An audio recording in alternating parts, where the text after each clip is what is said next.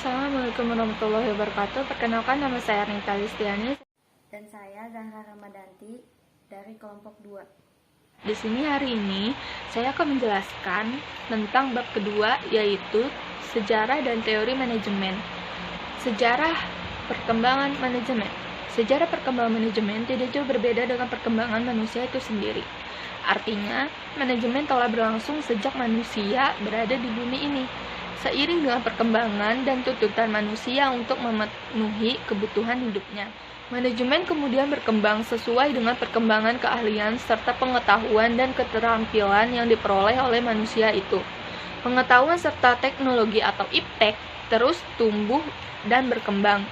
Pertumbuhan itu sekaligus juga mengembangkan keterampilan manajemen umat manusia.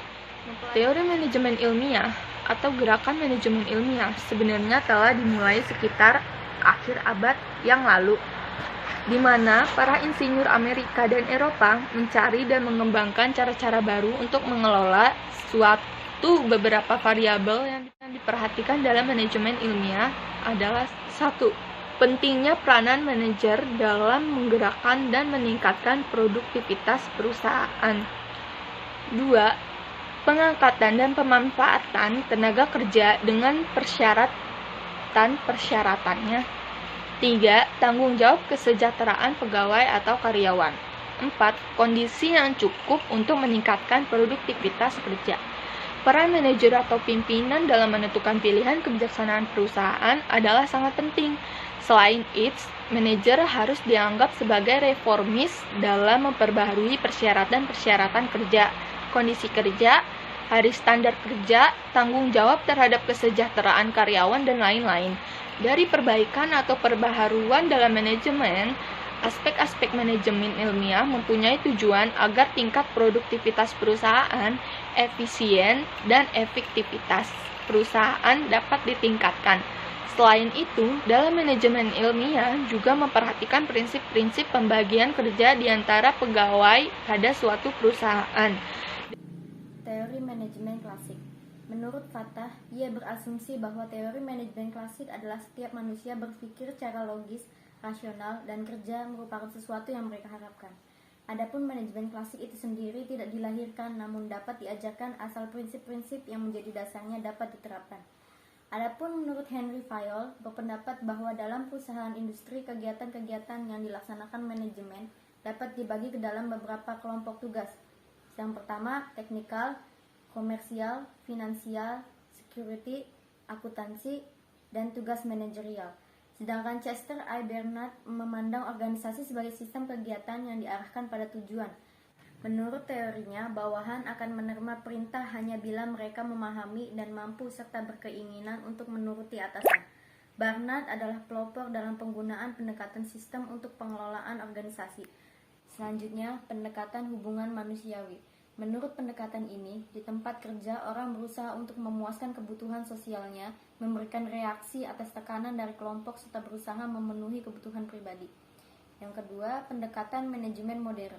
Suatu anggapan yang digunakan dalam pendekatan ini adalah bahwa manusia memiliki kebutuhan yang beraneka ragam dan memiliki perubahan yang begitu cepat. Oleh karena itu, pendekatan manajemen modern menilai bahwa tidak ada satu cara atau pendekatan yang dapat digunakan pada seluruh situasi. Manajemen modern pada dasarnya dibangun atas dua konsep utama. Yang pertama, teori tentang perilaku organisasi. Pandangan-pandangan umum dalam teori perilaku ini ditandai oleh 3 tingkatan kelompok perilaku, yaitu perilaku individu per individu, perilaku antar kelompok-kelompok sosial, dan perilaku antar kelompok sosial. Yang kedua, manajemen kuantitatif. Dalam teori ini memfokuskan perhitungan manajemen didasarkan atas perhitungan-perhitungan yang dapat dipertanggungjawabkan keilmiahannya.